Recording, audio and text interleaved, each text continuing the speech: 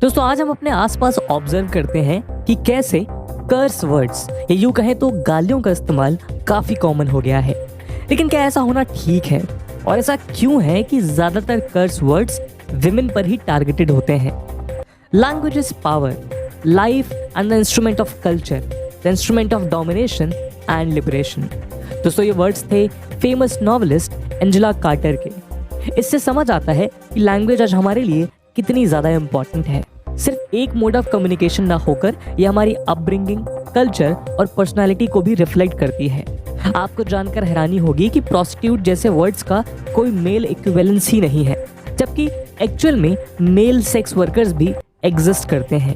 यही नहीं, socio linguistic हेमंगा Dutta अपने paper power dynamics in Indian language में बताती हैं कि असमीज एंड मलयालम में कई विमेन सेंट्रिक वर्ड्स जैसे अडल्टरस और विमेन ऑफ लूज मोरल्स का भी कोई मेल इक्विवेलेंस नहीं है।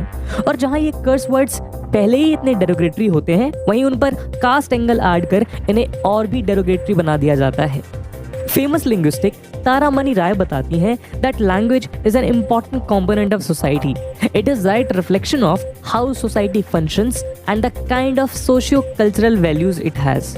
आज हम इस वीडियो में डिस्कस करेंगे कि क्यों ज्यादातर कर्स वर्ड्स विमेन सेंट्रिक होते हैं और आखिर किस तरह इनसे हमारी सोसाइटी की रियलिटीज का पता चलता है। दोस्तों इंडियन कल्चर में लड़कियों को हमेशा से एक घर की प्राइड कंसीडर किया गया है। एग्जाम्पल के तौर पे फीमेल चाइल्ड के बॉन्ड होने पर उसे लक्ष्मी प्रवेश माना जाता है और हमेशा से घर की इज्जत और सम्मान के साथ जोड़ा जाता है। कुछ स्कॉलर्स मानते हैं कि इसी रीजन के चलते इंडियन कम्युनिटी अपने फीमेल रिलेटिव्स की प्राइड को लेकर बेहद सेंसिटिव और प्रोटेक्टिव रहती है और उनका मानना है कि इसी रीजन के चलते कर्स वर्ड्स हमेशा फीमेल्स पर डायरेक्ट किए जाते हैं, जिससे एक इंडिविजुअल की प्राइड पर अटैक किया जा सके। लेकिन कई सोशियोलॉजिस्ट मानते हैं कि कर्स वर्ड का एक्चुअल ओरिजिन हमारी सोसाइटी के पैट्रियार्कल नेचर को रिफ्लेक्ट करता है। साथ ही ऐसे वर्ड्स का कॉमन यूज सेक्सिस्ट और मिसोजिनिस्ट बिहेवियर और एटीट्यूड को भी प्रमोट करने के लिए जिम्मेदार है। Feminist writer and activist Babita Rai बताती हैं कि आज ज्यादातर कर्स वर्ड्स एक्सट्रीम अब्यूज के साथ विमेन पर डायरेक्ट किए जाते हैं, जिसे इग्नोर नहीं किया जा सकता, क्योंकि इनके इस्तेमाल का नॉर्मलाइज होना ये रिफ्लेक्ट करता है कि कैसे फीमेल को एज अ जेंडर एक वीक ग्रुप और ऑब्जेक्ट की तरह ट्रीट किया जाता है।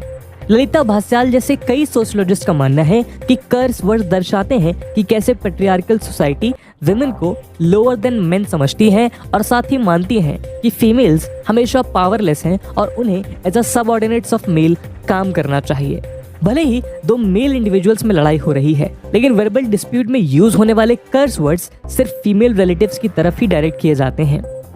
यूएस जैसी मोस्ट डेवलप्ड कंट्री में भी कई स्ट्रगल्स और मूवमेंट्स के बाद 1924 में विमेन को वोटिंग राइट्स मिले। इससे यह अनुमान लगाया जा सकता है कि patriarchy all over the world कितनी डीपली और यूनिफॉर्म रूप से प्रेजेंट है। इंडिया की बात की जाए तो प्यू रिसर्च सेंटर के मुताबिक लगभग 23% इंडियंस का मानना है कि फीमेल्स को लेकर इंडिया में अभी भी बहुत डिस्क्रिमिनेशन है।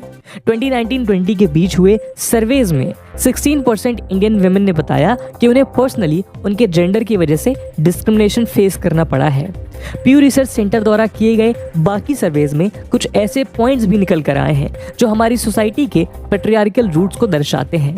करीब 10 में से 8 लोग एक एगलिटेरियन विजन रखते हैं और मानते हैं कि विमेन को इक्वल राइट्स मिलनी चाहिए and they are no less than men. और तो और ये लोग विमेन को एज अ पॉलिटिकल लीडर भी एक्सेप्ट करते हैं और मानते हैं कि विमेन जनरली एक बेटर लीडर होती हैं आदमियों के मुकाबले। लेकिन जब इन्हीं इंडिविजुअल से पूछा गया कि अगर जॉब्स के कम होने पर किसे प्रेफरेंस मिलनी चाहिए, तो लगभग 80% लोग, जिसमें मेल्स और फीमेल्स दोनों शामिल हैं, उनका मानना है कि ऐसी सिचुएशन में men should have more rights to a job than women. दोस्तों ऐसे कुछ स्टैटिस्टिक्स हमें बताते हैं कि किस तरह हमारी society irrespective of factors like education, skill and personality males को फीमेल के मुताबिक ज्यादा प्रेफरेंशियल ट्रीटमेंट देती है।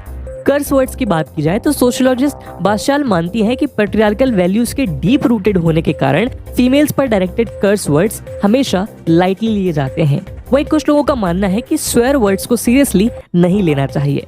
साइकोलॉजिकल स्टडीज में भी ये कई बार ऑब्जर्व किया जा चुका है कि फ्रस्ट्रेशन या एंगर स्टेट में कर्स वर्ड्स कुछ हद तक माइंड को रिलैक्स करते हैं। लेकिन दोस्तों कर्स वर्ड्स को बोलना प्रॉब्लमेटिक नहीं है। कर्स वर्ड्स का किसी स्पेसिफिक जेंडर पर टारगेटेड होना प्रॉब्लमेटिक है। आइए एक सिचुएशन से समझते हैं। दोस्तों वीडियो के अगले कुछ सेकंड तक आपको जितने भी कर्स वर्ड्स पता हैं अपने माइंड में रिकॉल कीजिए। और सिर्फ मेंशन करने के लिए हम कोई गाली प्रमोट नहीं कर रहे हैं, this is just an experiment. तो दोस्तों आपने जितने भी कर्स वर्ड्स सोचे, क्या वो किसी मेल फिगर पर टारगेटेड थे, या आपने कोई ऐसा कर्स वर्ड सोचा जो आपके ऑलमाइटी पर टारगेटेड हो? इस बात की प्रोबेबिलिटी ज्यादा है कि मोस्टली केसेस में इन दोनों क्वेश्चंस का आंसर नो होगा। और ऐसा इसीलिए क्योंकि मेल फिगर्स को पैट्रियार्की द्वारा हमेशा से ही डोमिनेंट एंड गवर्निंग दर्शाया गया है। जिस तरह हम अपने ऑलमाइटी पर टारगेट कर्स वर्ड्स नहीं सोच सकते, उसी तरह हम मेल्स पर टारगेटेड कर्स वर्ड्स सोचने में भी असक्षम रह जाते हैं। वहीं दूसरी तरफ फीमेल्स को हमारी सोसाइटी में एक वीक जेंडर की तरह परसीव किया गया है।